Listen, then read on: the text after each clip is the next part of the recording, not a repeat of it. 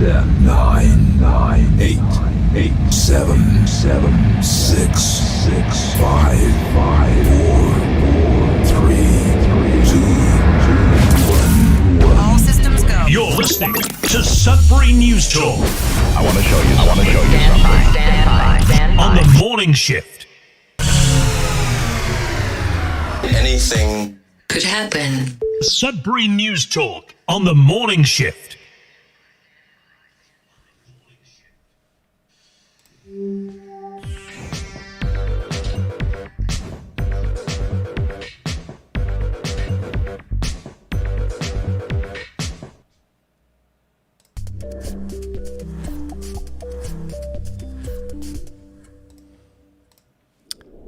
Good morning, everyone. Welcome to Sudbury News Talk on the morning shift. I'm AJ Walsh. I'm glad to be here with you. I'm thankful that you're here with us on this November the 25th, 2025, Tuesday. We got a great show planned for you, as usual.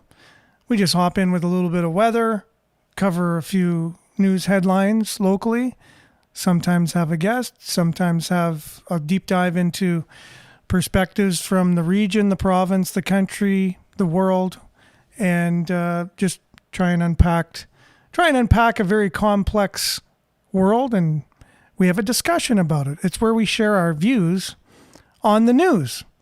We don't firsthand go out and report. We're not at the accident scene reporting and putting it out there. We take what paid journalists are already doing and putting it into one convenient location, which is Sudbury.news.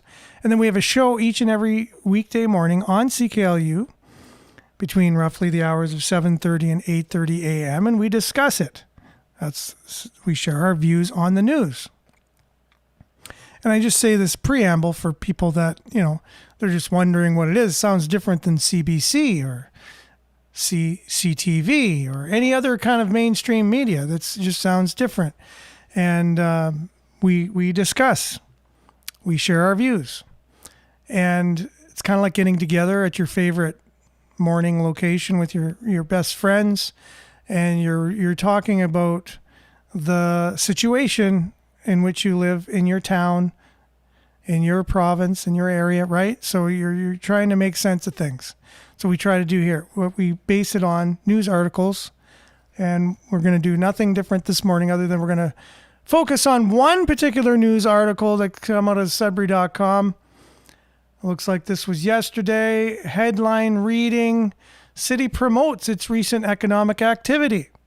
So I thought that would blend well into the guests that we have on the show today, which is Bob Johnston and Tom Price, because as you know, we've had them on the show quite a few times before, and I don't think they're of the mindset that the city,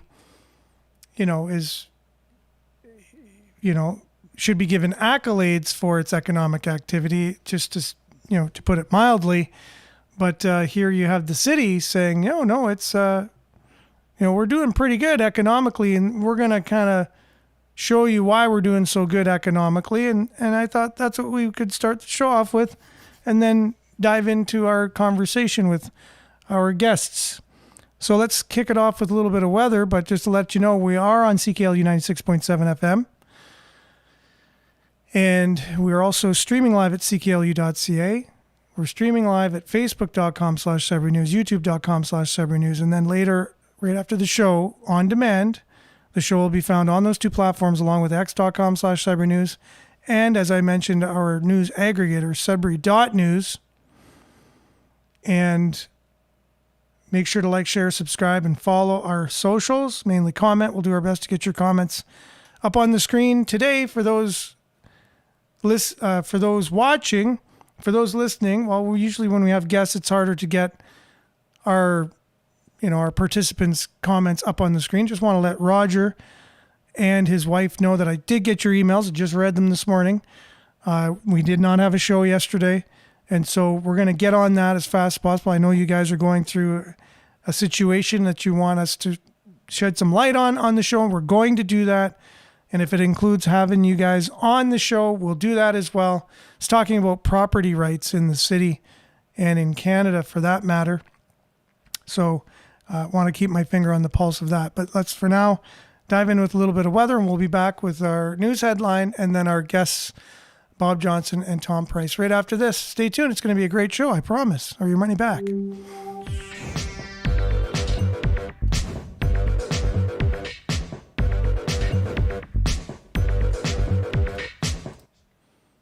And as usual, Sudbury weather brought to you by sudburyweather.ca. Currently it's 3 degrees out there. Light rain, some fog, depending on where you are. Today, periods of rain, fog patches dissipating in the morning. It's about 5 millimeters of rain they're anticipating. Temperature going to be steady near +4. And then tonight, periods of rain as well. More, maybe 5 to 10 millimeters of rain. Low of +2. A little milder these days, right? And then tomorrow, rain, another 5 to 10 millimeters. The wind will be picking up, gusting between 30 and 50 kilometers per hour in the afternoon. High will be +4 again. And then overnight, cloudy with a 60% chance of flurries, low of -3. And a little bit further in the week, you got your -3 on Thursday, 40% chance of flurries. You got your Friday with being cloudy with -3. -6 on Saturday, cloudy. And then a 30% chance of flurries on Sunday. High of -4. -7 on Monday, mix of sun and clouds. So, yeah, I was waiting for that sunny day. It kept promising us last week. It was going to be Saturday, then it was going to be Sunday. No sun, no sunny day. But, yeah, and no sun forecast within the next 6-7 days. It's your Sudbury weather, brought to you by sudburyweather.ca. We'll be back with your news headline and our special guest, Tom Price and Bob Johnston, right after this.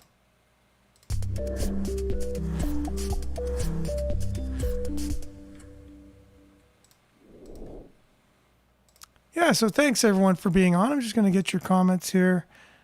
Get them up on the screen. Good morning to all y'all who are joining us so early. Look, we got 21 people just sitting on Facebook alone. That's not including YouTube, where you got Northern Hillbilly coming in with his morning shout out. Good morning to you, Northern Hillbilly.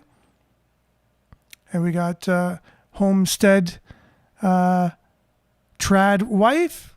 You got on YouTube as well. A couple others on YouTube. And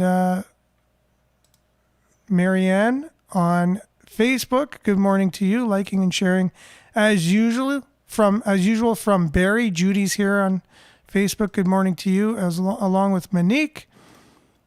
You got Maurice. Good morning. Sheila, Hazel, Belinda. Good morning. Never seek revenge. Rotten fruit will fall by itself. I was going to say fall by the wayside, but rotten fruit will just fall by itself. Great analogy this morning. Great morning statement. Larry, good morning to you. And yeah, some good morning shout outs to Bob Johnson, Tom Price, who are waiting in the wings here. And so good morning to all those hopping on. Denise as well. So let's dive right into you got a lot of love here being shown for you guys before I bring you in. But we want to get to our headline of the day from Sudbury.com. Here you go. City promotes its recent economic activity. Well, if no one else is going to promote it, the city might as well, right? They might as well promote their own economic activity. And a progress update of its 2023 Innovation Blueprint earlier this week, the city promoted recent efforts at spurring economic growth. Right? So the city's been doing a stellar job, according to the city, on how it's managing its economic activity. The city of Greater Sudbury is promoting its recent efforts to grow the local economy with a progress update on its 2023 Innovation Blueprint. I love when they say the word innovation and things like that. I remember I did a stint at the CRA and they're like, we're the most innovative agency in the world. We're so innovative at the CRA, and I almost burst out laughing because I don't know where they get these words. I don't know if they understand the meaning of them. Innovation, the way I look at innovation is when you're developing new things and creating new opportunities and inventing things, and just things are good all over the place when you're innovating. But I think just have to look up the definition of the word before we start throwing it around. Okay, the blueprint sets its vision for a Greater Sudbury by 2038, placing critical minerals at the forefront of its economic potential. By 2038, it forecasts Greater Sudbury as a global leader in green transformation and a major player in energy transition materials. A lot of buzzwords here, buzz phrases.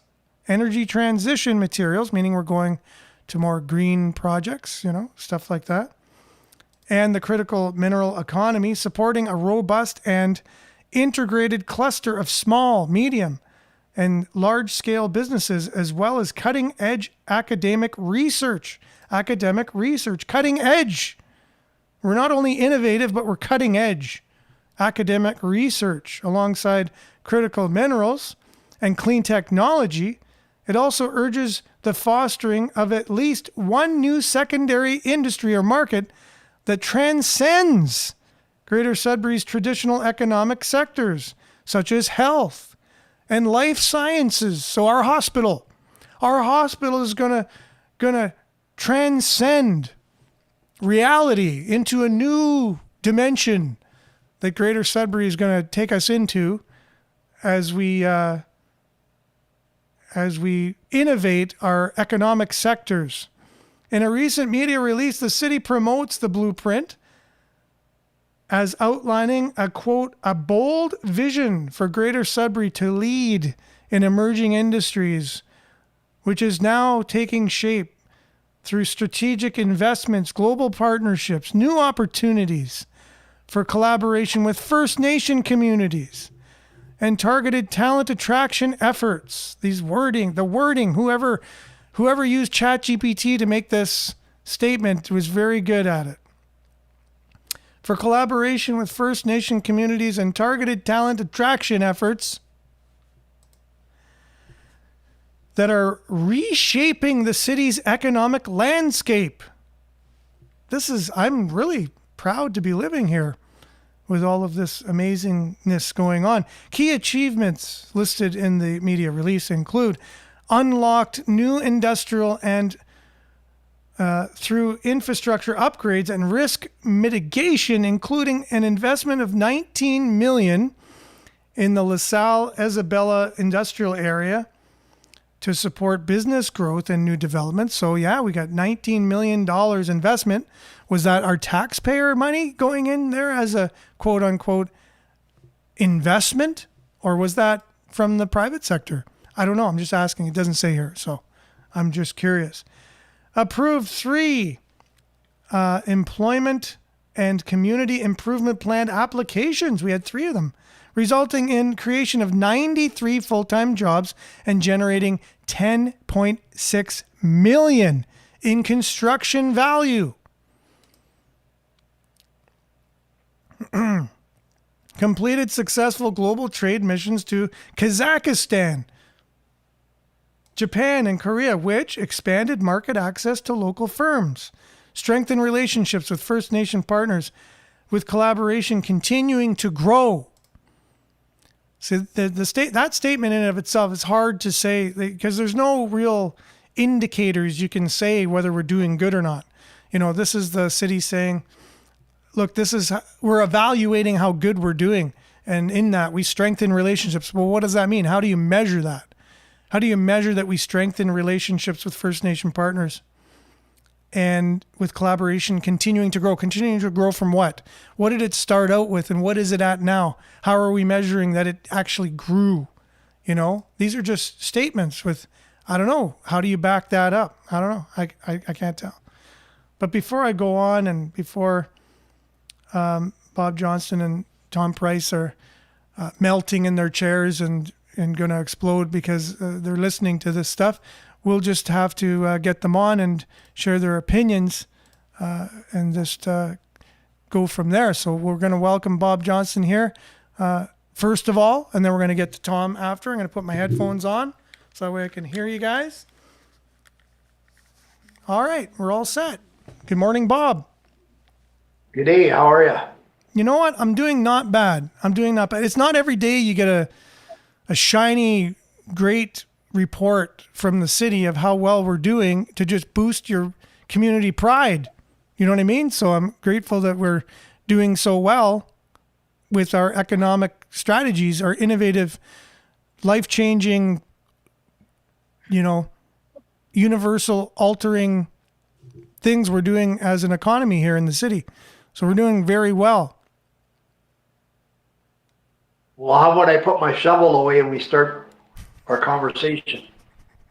Okay, sounds good. Okay, so what have you been up to lately? Anyways, let everyone know what you've been doing. Left and right. We did a video, went viral, over 769,000 views. We've been doing a little bit of research and stuff.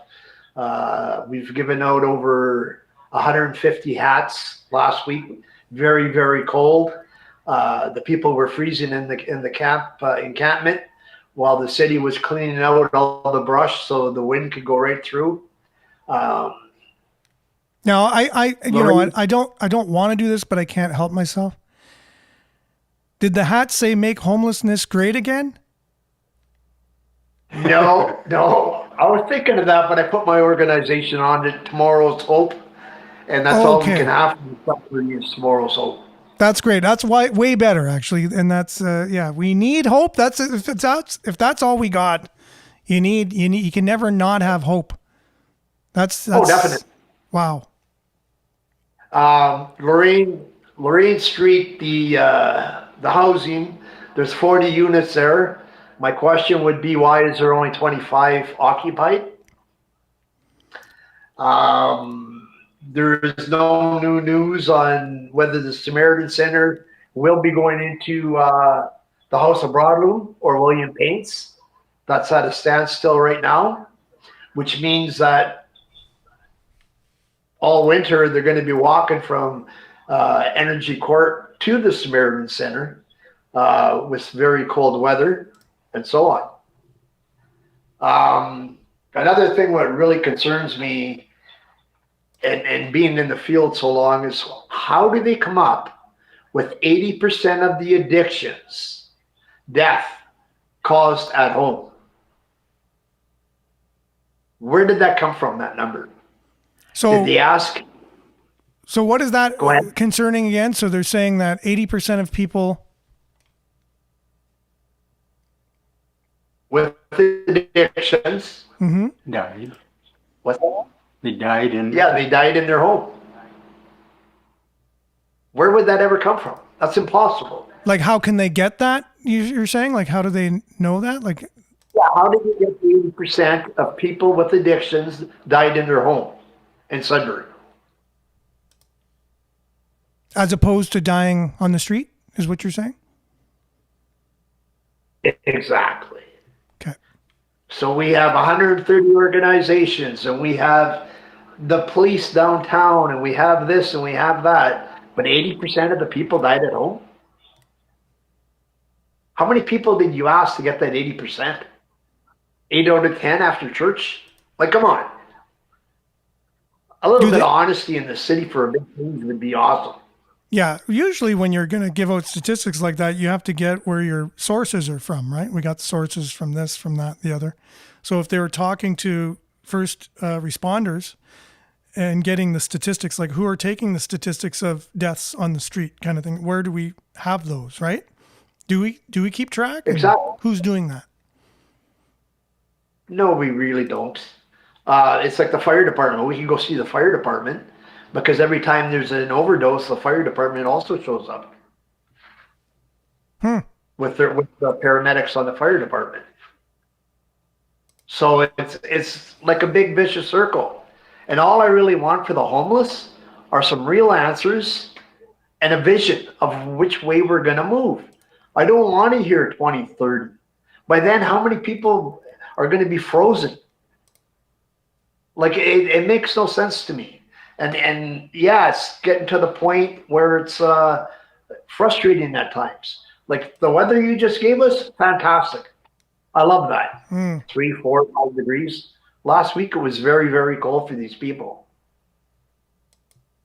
So before I pass it over to Tom, because I am a little upset about exactly what's going on and all the, I would like to say anybody who's got extra sleeping bags and you would like to donate it to myself, my organization, Tomorrow's Hope, you can give me a call at 705-918-9215.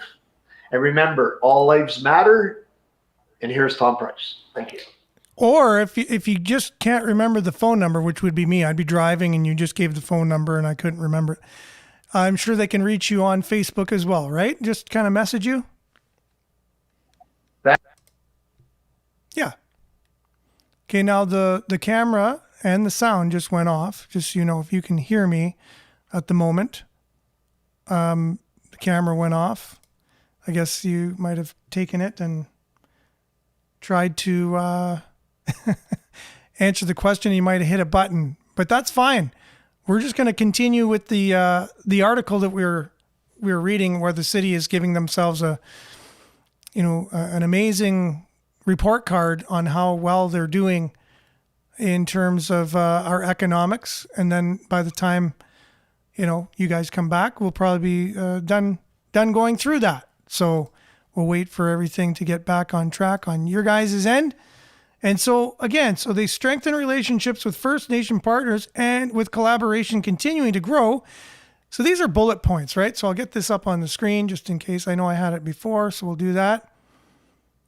Okay, so there's Bob and Tom. They just disconnected. They're going to connect again. Fostered health and life science advancements through the med tech investments, expanded clinic services, and recruitment of new physicians via Practice Ready Ontario program, providing primary care access to 12,000 residents. Now, this is the thing.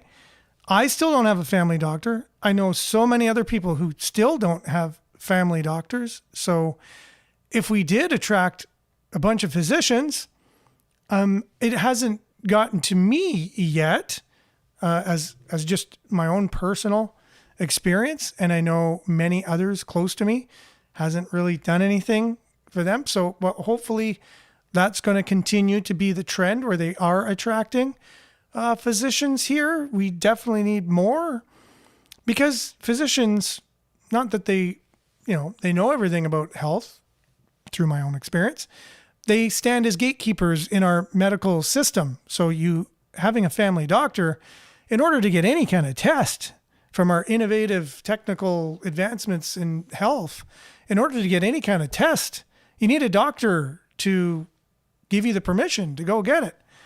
And with that, it even takes forever, like to get a doctor's appointment, first of all, then you get in and see them, and then they do their thing, and then you got to go for a blood test. And then you got to get them to call you back first after the blood test. Then it's a couple of weeks, and then you get another appointment to go in for the next step. And then, okay, your blood was like this.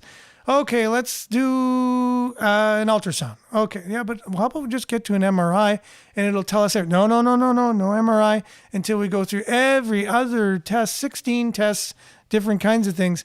Then you can have an MRI, right? And it looks like we have Bob and Tom back on, so that's good. Thanks for doing the technical troubleshooting, and you're back on. So good morning, Tom. Good morning.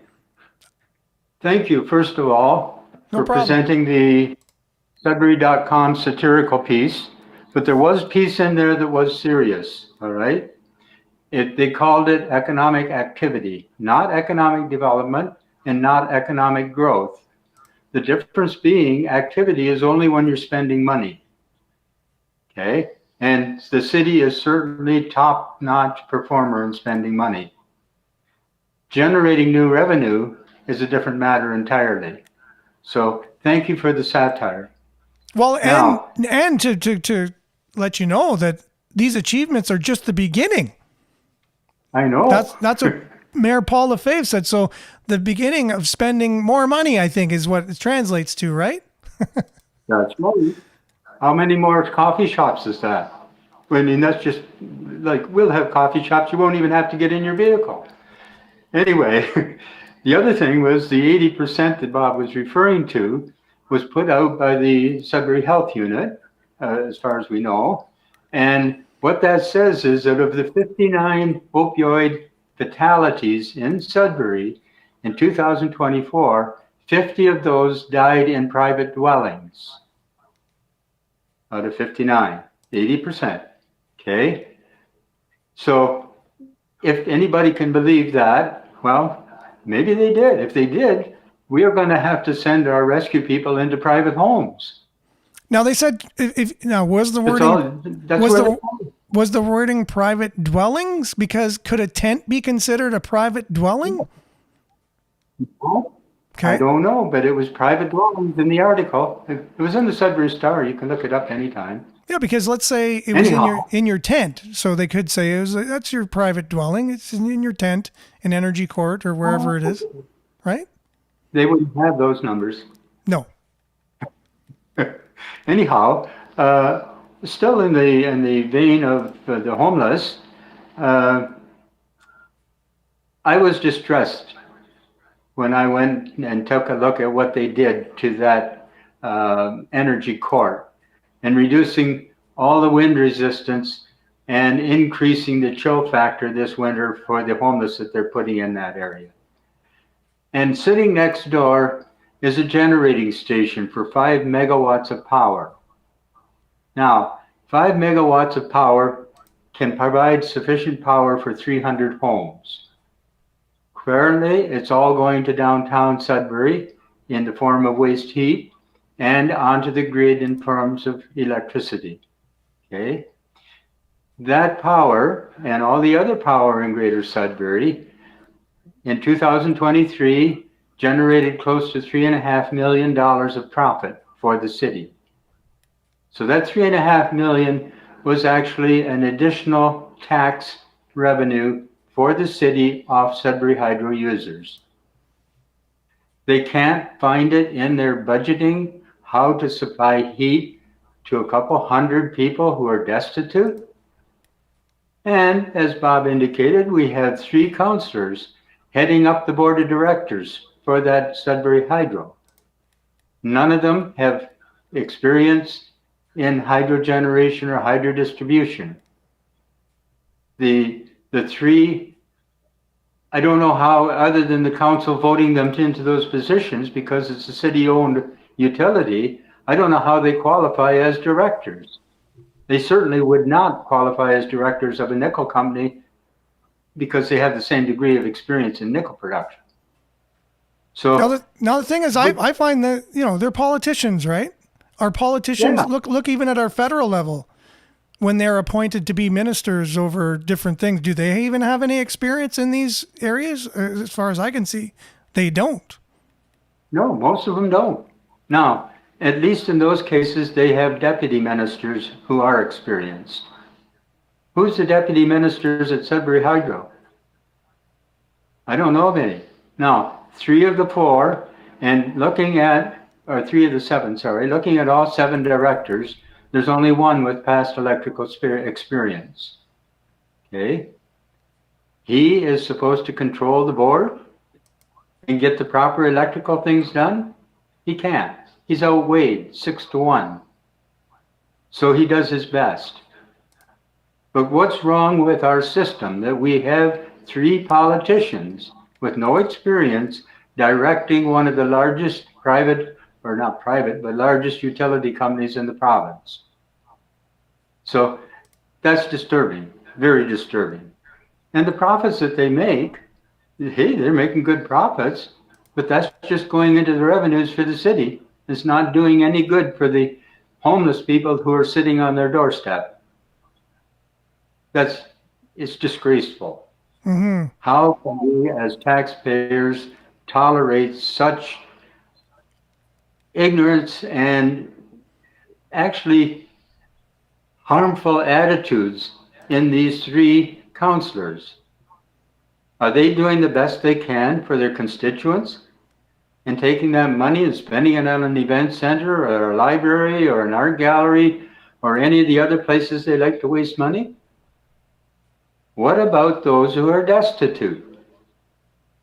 Come on, you three. Get your act together here. Show some empathy. Do the right thing. So now, I don't know if you knew or not, but Natalie Labby has just received a new appointment as the executive director of the Sudbury Food Bank, and she's a city councillor as well. So I think she's going to be a little bit closer to those that are in need, being the executive director of the Sudbury Food Bank. So that's kind of good in a way that, you know, it'll see real information coming with, you know, she'll be right there dealing with the people. How is she going to be any closer? Pardon me? How is she going to be any closer? She's going to be director. That's she won't true. She won't be facing the people that need the food. She may not be the one actually handing the food to the people or actually stocking the shelves or being right there with them, but it's at least one step closer and being part of that organization, having to deal with the very situation of people that are coming to food banks. So I thought at least that may be good in some respects. So, but you bring up a good. If she administers the money of the food bank the same way that the three of them administer the funding and the money from the Sudbury Hydro, it will go to city general revenues and not benefit the food bank customers.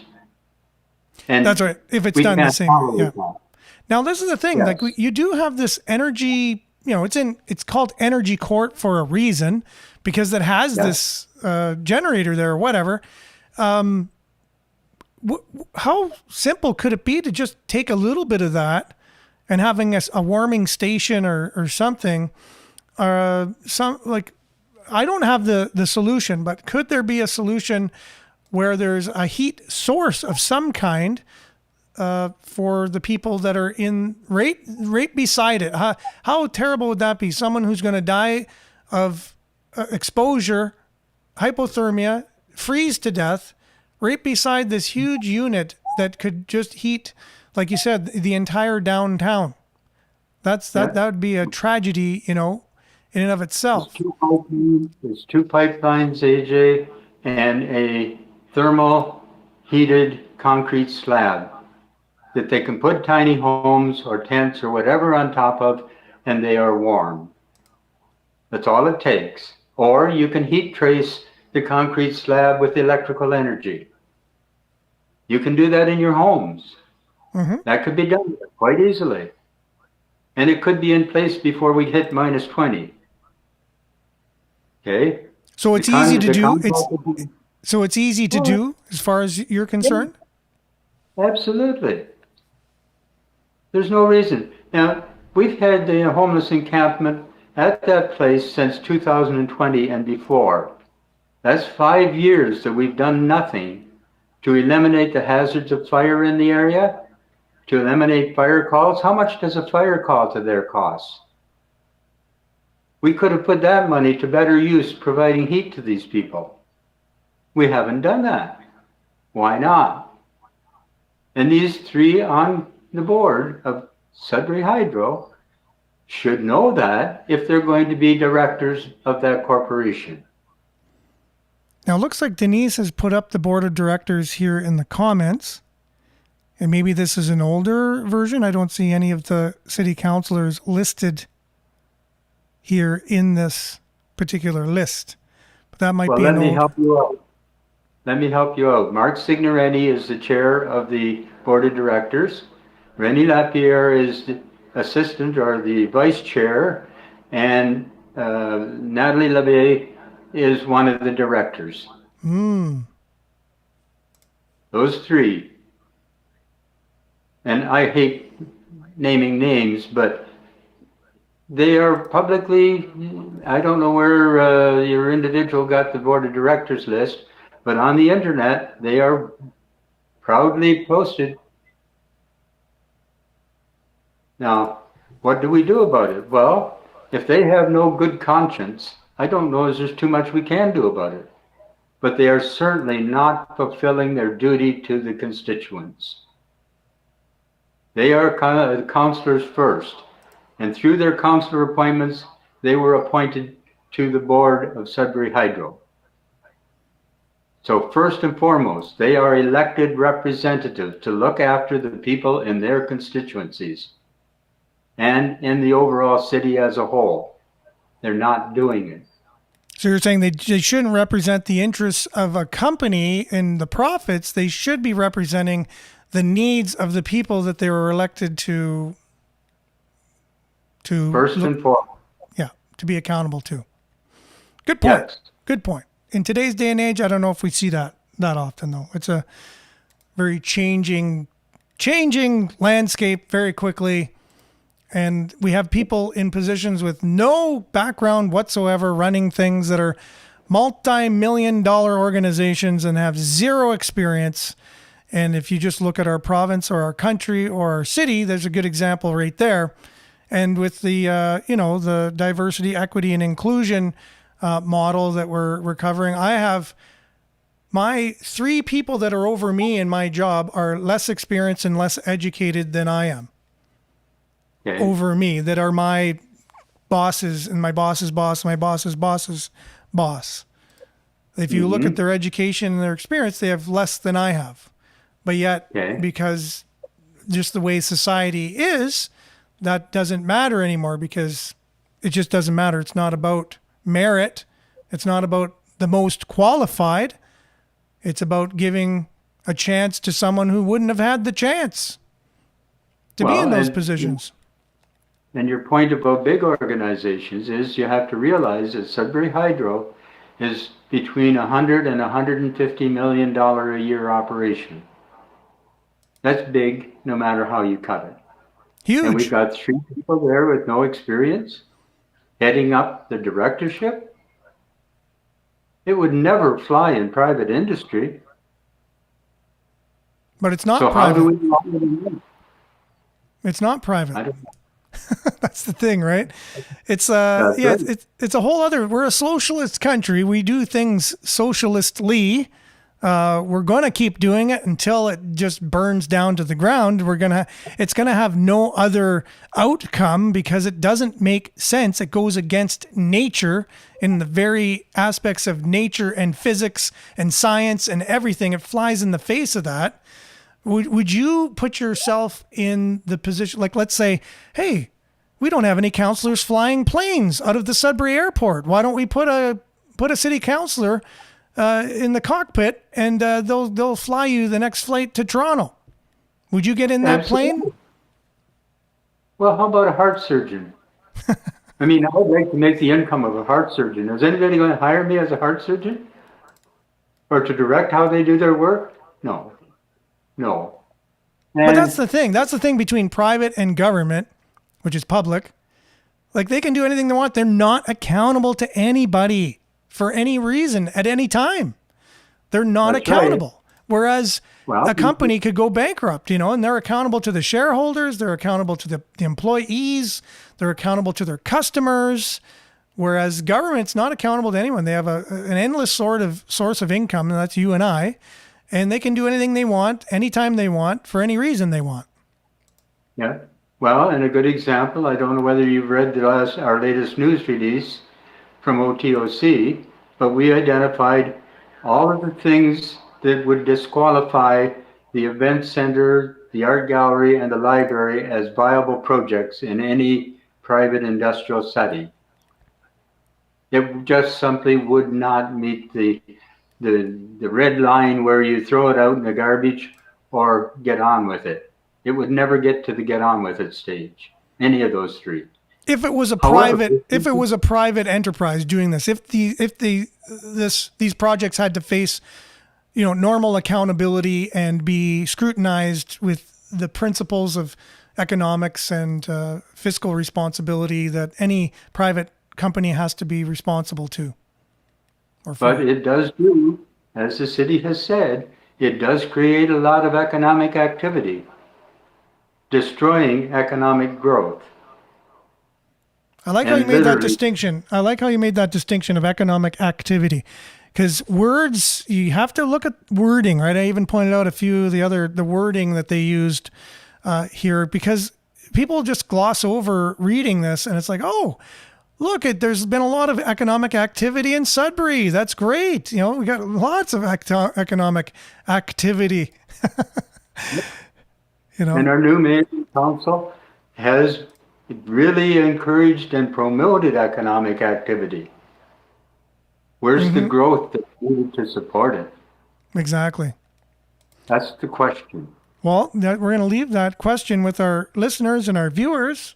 And if they want to get a hold of your newsletter, which I was grateful to receive, I just read it this morning and thankful for it. You are definitely showing the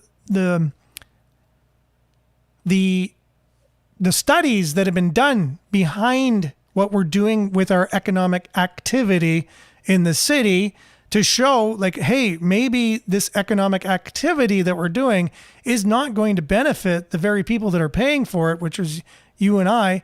And so if someone wanted to get your newsletter, how could they go about doing that so they can read it firsthand? On my emails and in the newsletter and that, I put my name, address, and telephone number. Okay. 705-698-8919. And I answer that and I get back to people. I'm not like the city. I don't just turn it off and delete. Okay, let's see if I can get this up on the screen so people could see it if they're watching. And there you go here. So if you need to get a hold of Tom and you want his our towns, our city news releases coming right into your emails whenever he, this latest one was from, going to be for tomorrow. So we got a little ahead of time here. And That's okay. yeah, so here you go. So there's the phone number there. You can write it down, 705-698-8919. You can mail them. So you're a bit old school here.